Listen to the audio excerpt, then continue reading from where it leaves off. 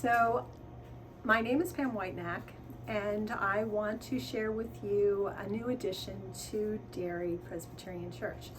We've had a heritage room for years and years, decades, and it was filled with materials that people just thought should be saved, and so they donated them to the church.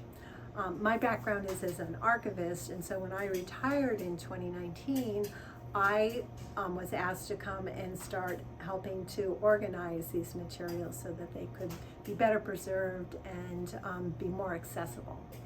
And it's been a years-long project, and I am so excited because we just installed new shelving to give us more space to store all these great records that we have that tell so many different stories about Hershey. If you are on Facebook, you may have been reading the Heritage Notes that are published every Thursday. And all the Heritage Notes come from materials that I found here. So I just want to show you the room, and you won't appreciate as much as I do, but know that I'm really excited, and we now have much better control over our records. So come on in the room. So before, we just had some shelving along the back wall, and it was not properly sized for boxes, and so it was not a good use of space. But we've now put in archival shelving that is specifically sized to be able to hold these archives boxes, and we have all sorts of records. Derry lost a lot of its records from the 19th century. They burned up in a fire. So most of the collections we have here are 20th and 21st century records, but we have bulletins going back to 1933 from Sunday worships. We have newsletters going back to the 1920s and moving forward. We have records of special worship services and anniversary celebrations, documentation about all the new stained glass windows that are in the sanctuary, how they were created, sort of the design process for all of those.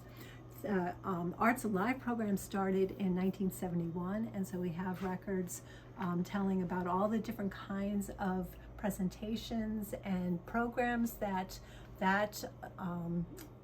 committee and organization from the church has brought to Derry.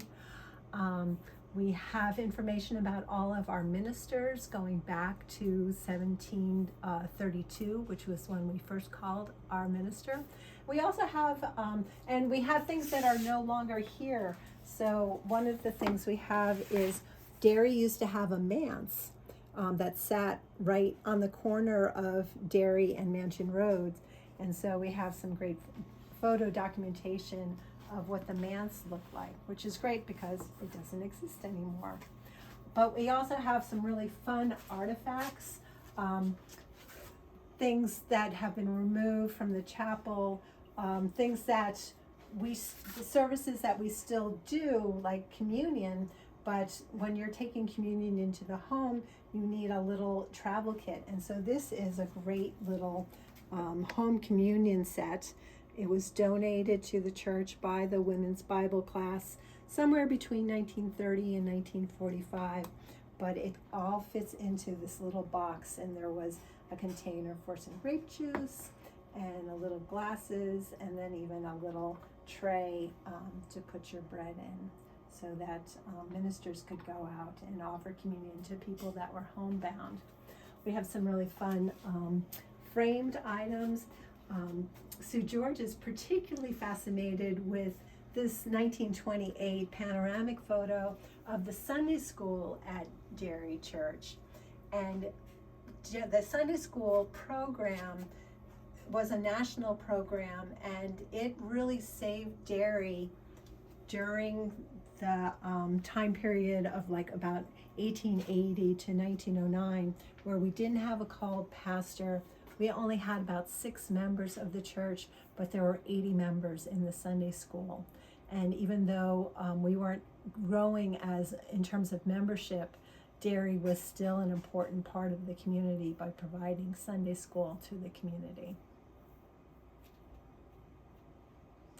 And we also have maps and plans that are up here on the top shelf.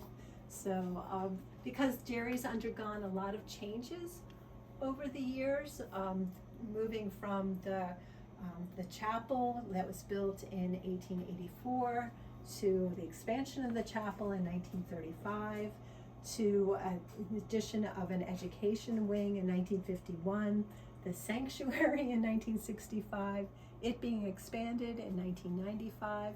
So we have documentation for a lot of those buildings and changes to Derry.